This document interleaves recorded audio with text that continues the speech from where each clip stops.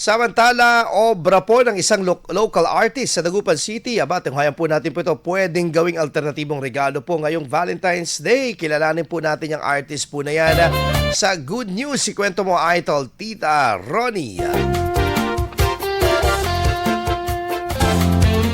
Nag-umpisa sa simpleng libangan lamang ang talento sa pagguhit na bunga ng malikhayang imahinasyon.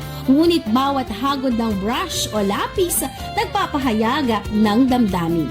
Ngayong buwan ng Pebrero, kasabay ng pagdiriwang ng National Arts Month at Valentine's Day, hindi lamang bulaklak at tsokolate ang maaaring ipangregalo bilang simbolo ng pagmamahal, kundi maging ang sining na likha mula sa talento at puso. Mula sa isang alfresco restaurant dito sa Dagupan City, hindi lang tiyan ang busog, kundi pati ang mga mata daw sa mga obra ni Idol Lito na pumupukaw sa atensyon ng mga customer. Kaya kung naghahanap ka ng kakaiba at pangmatagalang regalo, maaari kang bumili ng mga natapos ng obra o magpagawa hango sa iyong napiling larawan. Sa halagang 2,000, depende sa laki at uri ng obra, maaaring magpagawa ng painting na kasing laki ng bond paper.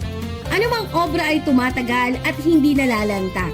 Tulad ng pag-ibig, hindi ito naluluma ng panahon. Mula sa kanyang karanasan, pinapatunayan ni Idol Lito na ang sining ay hindi lamang paraan ng pagpapahayag ng emosyon. Tulad ng iba pang local artist sa Pangasinan, nagsisilbi rin itong alternatibong kabuhayan at patunay na may puwang at halaga ang sining sa pang-araw-araw na buhay. Yan ang ating news for today. Ako si Idol, Tita Ronnie Tatak, IFM. IFM News. IFM News. IFM.